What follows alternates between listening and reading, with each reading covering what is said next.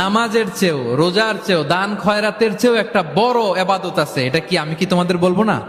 সাহাবারা তো অবাক, নামাজের চেয়েও বড় ইবাদত, রোজার চেয়েও বড়, দানের চেয়েও বড়। ক্বালু বালা ইয়া রাসূলুল্লাহ।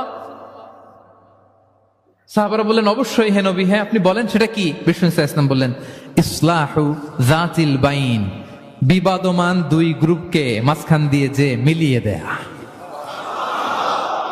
নামাজের চেয়েও বড়, রোজার চেয়েও, সাদাকার চেয়েও বড়, মিলায়া দেওয়া।